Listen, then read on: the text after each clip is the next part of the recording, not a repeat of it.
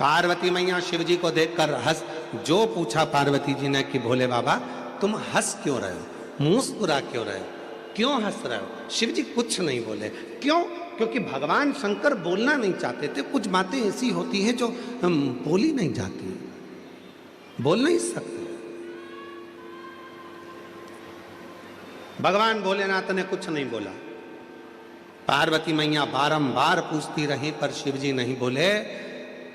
4 दिन निकल गए, 5 दिन निकल गए, तब पार्वती जी ने आज चरण पकड़ लिया भोलेनाथ जी का कि अब तो तुम्हें बताना पड़ेगा कि तुम इतने हंस क्यों रहे थे। जब मैं तुम्हारे पास में बैठी थी तो तुम्हारे हंसने का कारण क्या था? शिव जी ने कहा पार्वती तेरे मन में एक भाव आ गया था मेरे त्रिपुंड को देखकर, त्रिशूल को देखकर, 3 नेत्र को देखकर, त्रिगुणाकार सृष्टि को देखकर, त्रिलोकी के नाथ को देखकर तेरे मन में एक भाव आ गया था कि मैं भी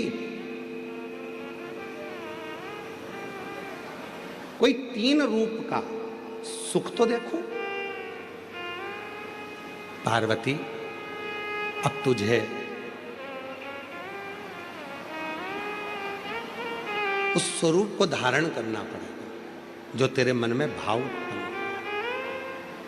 अभी कथा में कहा शिव जी की कथा में बैठना या शंकर जी के मंदिर में 1 लोटा जल चढ़ाने जाना या शिव जी के मंदिर में बैठकर भगवत भजन करना या शंकर भगवान की शिव महापुराण की कथा में बैठकर कथा श्रवण करना, तो अपने मन में अच्छा भाव लेकर आना।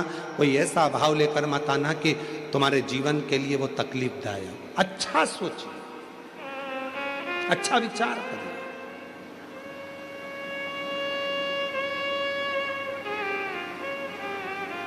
महाराज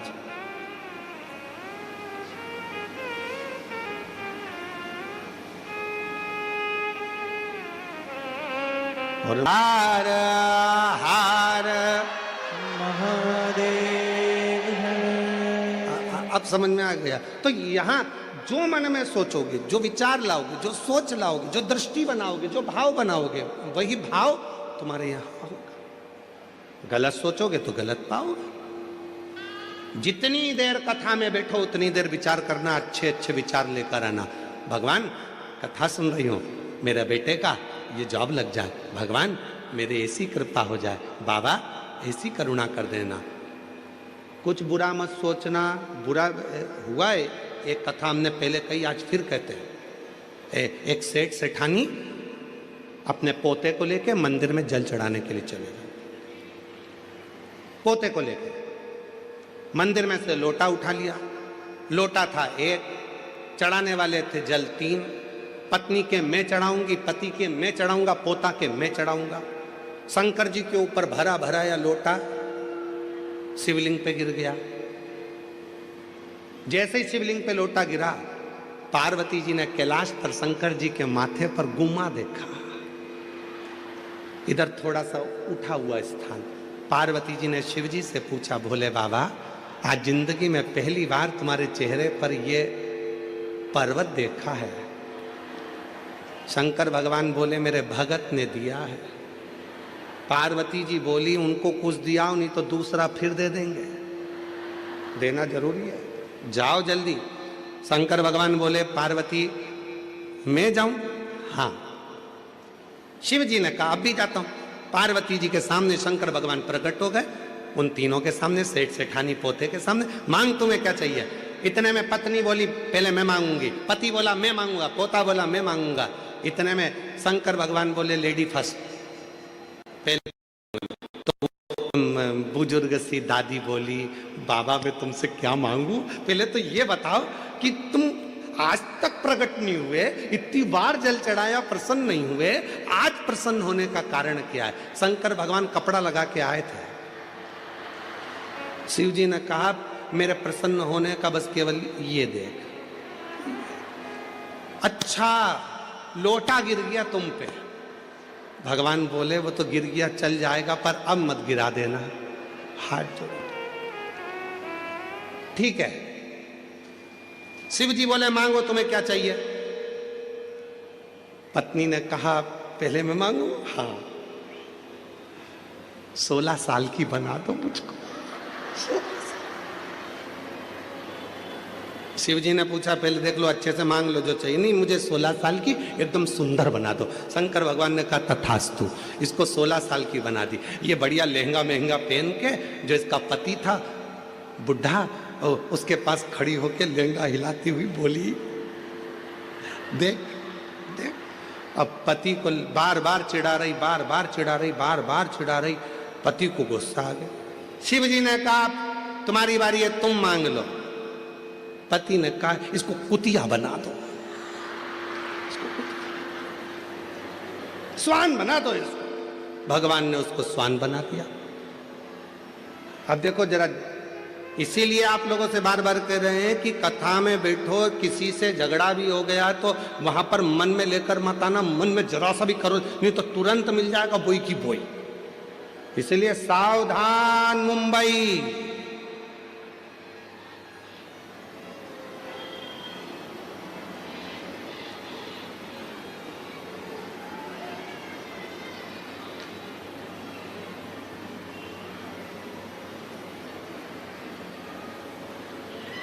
मांगना, कहा पोते की बारी है, तू मांग ले। पोते ने हाथ जोड़कर कहा भोले बाबा, मेरे दादा मेरी दादी दोनों नादान हैं, ये समझ नहीं पाए, कृपा करो, ये जैसे थे इनको वैसा की वैसा ही बना दो, बस कृपा कर दीजिए, कृपा कर। जैसा परिवार।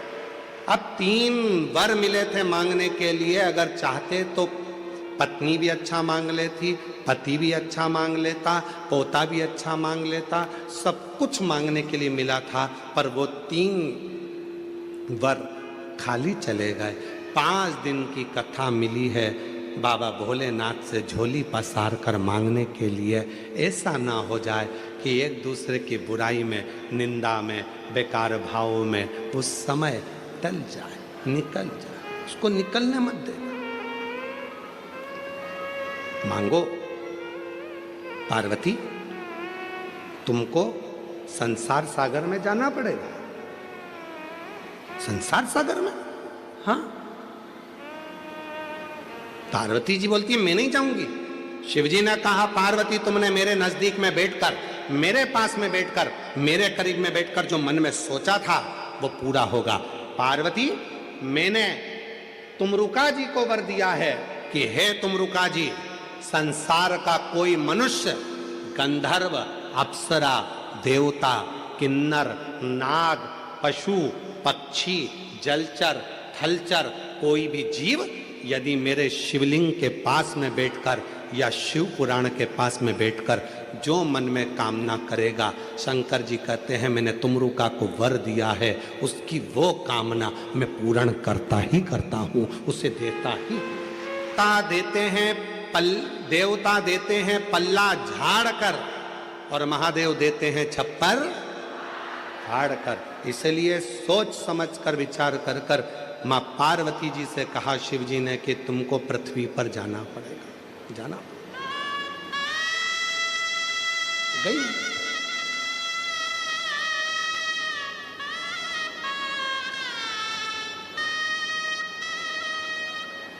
एक पांड्य देश में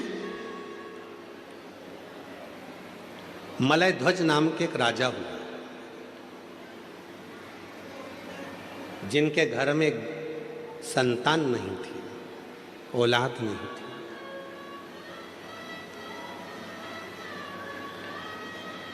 खूब विनती करी, खूब विनती।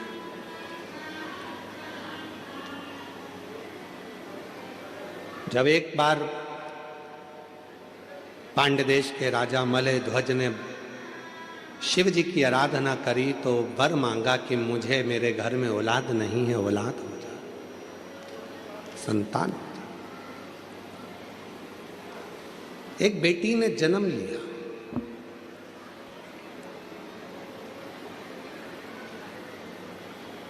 जिस बेटी ने जन्म लिया उस बेटी के शरीर पर 3 स्तन थे।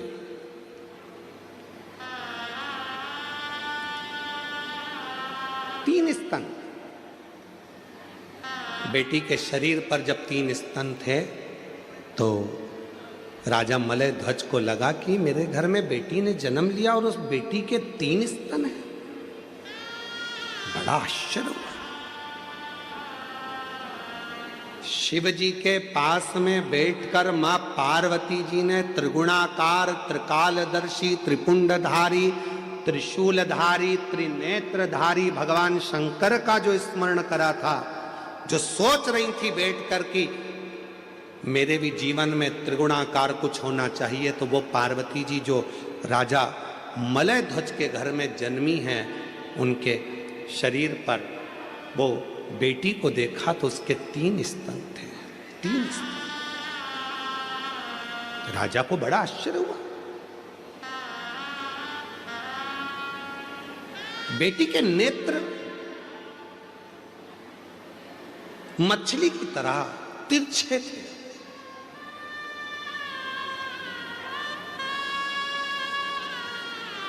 बड़े सुंदर नेत्र थे।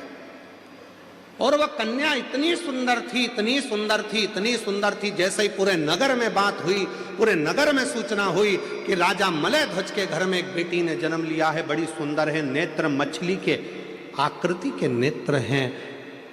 संतों ने, ब्राह्मणों ने उस बेटी का स्वरूप देखकर उसका नाम रख दिया मीनाक्षी।